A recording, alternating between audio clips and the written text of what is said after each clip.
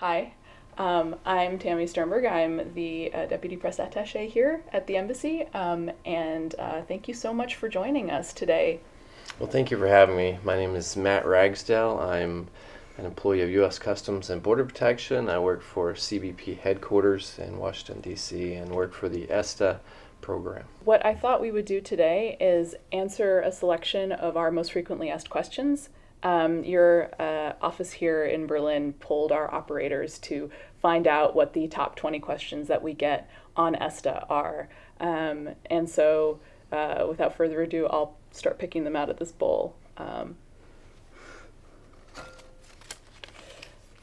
Question number one. I've only been on vacation to Iran. Does that mean I don't qualify for ESTA anymore? If you travel to Iran for tourism purposes and have to answer yes to question 9, then you need to go to the United States Embassy or Consulate and obtain a U.S. visa. Okay, so that means that if you have been to Iran, you actually need to make an appointment, go down to the consular section, because the application that you've put in for the electronic system travel authorization no longer will work for you. That's correct. You're ineligible to travel under the visa waiver program under ESTA, and therefore you need to obtain a United States visa. All right. So, question 2. This is one of the, I would say, most frequent questions that we get. I've checked a yes box by mistake. Now the ESTA has been denied. Can I do it again, or do I really need to apply for a visa now? If you've answered yes to any question other than number 1 or number 8, then you need to obtain a United States visa. If you've answered yes to question number 1, wait 24 hours and then resubmit a new application. If you've answered yes to number 8, then you should contact our help desk. Okay. And questions 1 and 8 are the questions on. Number 1 has to do with communicable disease and drug-related questions. And number 8 is a question referencing any overstays that you've stayed longer than you were allowed to stay in the United States on your admission.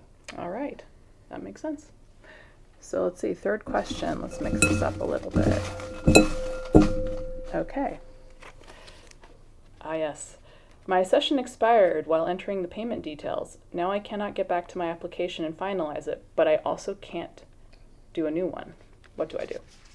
Typically, the error that you would encounter with this when you're trying to obtain a previous application is that the information is not exactly the same as the original information that was entered. So what you need to do is just go back to the records and ensure that all the information is 100% accurate with what was entered originally. If it's a group application, then you need to contact the person that filed the application and try and obtain the exact information that they entered. Okay, so if you're traveling as part of a tourist group and you entered in the information wrong, you'll need to contact whoever's responsible for the entire group. You yourself will not be able to do it. That's correct. If you need to obtain the exact information that was entered and have that person re-enter it to obtain your application. Interesting. Okay.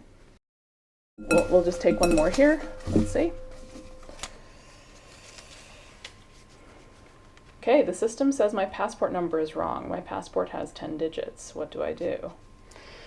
In those situations, we encourage you to look in the machine-readable zone, which is on the biographic page of your passport, and it contains a variety of numbers and letters, including the actual passport number.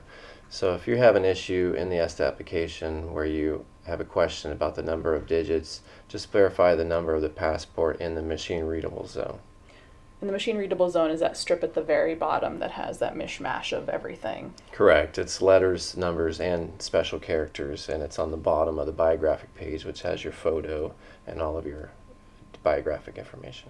Okay. And before I let you go, I just wanted to ask another question that I know we get all the time, and I'm not sure I'll pull it out of the bowl. So, how long is an ESTA good for visa waiver countries? Okay, when you apply for an ESTA and your ESTA application is approved, it is good for a period of 2 years.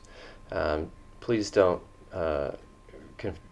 confuse that with actual entering the United States, which is whenever you're admitted to the United States, that's for a period of 90 days.